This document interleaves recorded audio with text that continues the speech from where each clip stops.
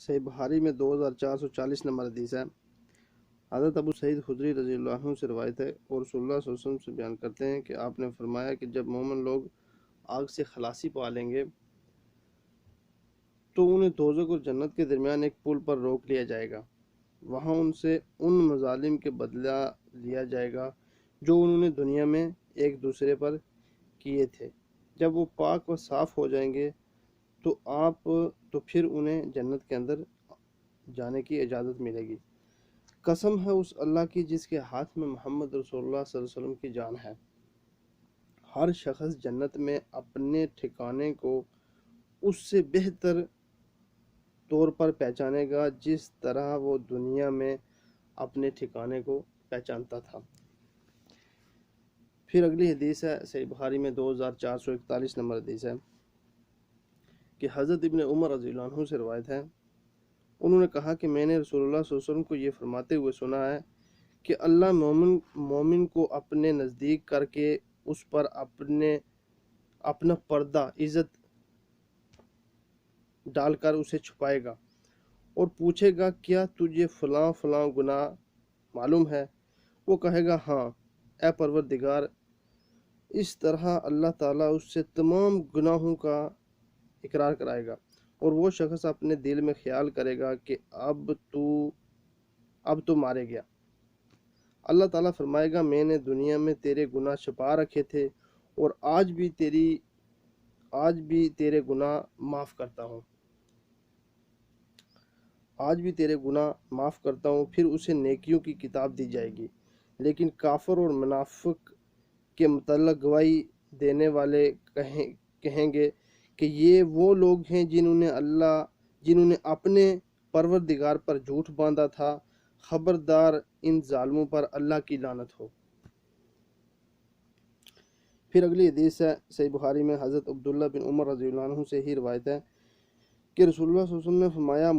مسلمان کا بھائی ہے، لہٰذا نہ وہ اس پر ظلم کرے اور نہ ہی اسے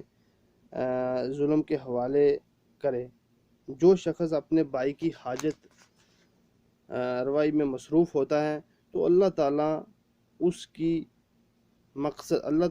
مقصد برابری کے در پہ ہوگا، اور جو شخص کسی مسلمان کی مصیبت کو دور کرتا ہے تو اللہ قیامت کے دن اس کی مصیبت کو دور کرے گا،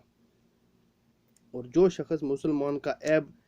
چھپائے قیامت کے دن اللہ تعالیٰ اس کی پردہ پوشی کرے گا۔ صحیح بخاری میں 4444 نمبر حدیث ہے، حضرت انس رضی اللہ عنہ سے روایت ہے، انہوں نے کہا رسول اللہ صلی اللہ علیہ وسلم نے فرمایا تم اپنے بھائی کی مدد کرو خواہ وہ ظالم ہو یا مظلوم۔ صحابہ کرام رضی اللہ عنہم اجمعین نے عرض کی یا رسول اللہ صلی اللہ علیہ وسلم، وہ مظلوم تو اس کی مدد کریں گے لیکن ظالم کی مدد کس طرح کریں؟ تو آپ صلی اللہ علیہ وسلم نے فرمایا اس کا ہاتھ پکڑ کر اسے ظلم سے روکو۔ پھر اگلی حدیث ہے، صحیح بخاری میں 2447 نمبر حدیث، ابن عمر رضی اللہ عنہ کی روایت ہے کہ رسول اللہ صلی اللہ علیہ وسلم نے فرمایا کہ ظلم قیامت کے دن تاریکیوں کا باعث بنے گا، یعنی اندھیروں کا باعث بنے گا۔ پھر اگلی حدیث ہے، صحیح بخاری میں 2449 نمبر حدیث ہے، حضرت ابو ہریرہ رضی اللہ عنہ سے روایت ہے، انہوں نے کہا کہ رسول اللہ صلی اللہ علیہ وسلم نے فرمایا جس کسی نے اپنے بھائی کی آبرو ریزی یا کسی بھی شکل میں اس پر زیادتی کی ہو تو اسے آج ہی معاف کرا لینا چاہیے، اس سے پہلے کہ درہم یا دینار نہ رہیں۔ اگر اس کے پاس نیک عمل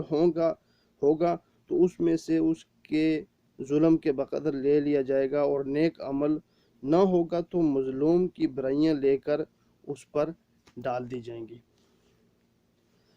آگے صحیح بخاری کی حدیث ہے 2452 نمبر، حضرت سعید بن زید رضی اللہ عنہ سے روایت ہے، انہوں نے کہا میں نے رسول اللہ صلی اللہ علیہ وسلم کو یہ فرماتے ہوئے سنا جو شخص ظلم سے کسی کی کچھ زمین چھین لے گا تو قیامت کے دن 7 زمینوں کا توق اس کے گلے میں ڈال دیا جائے گا۔ آگے صحیح بخاری کی حدیث ہے 2453 54 نمبر حدیث ہے کہ حضرت ابن عمر رضی اللہ عنہ سے روایت ہے، انہوں نے کہا رسول اللہ صلی اللہ علیہ وسلم نے فرمایا جو شخص تھوڑی سی زمین بھی ناحق لے گا اسے قیامت کے دن 7 زمینوں تک دسایا جائے گا۔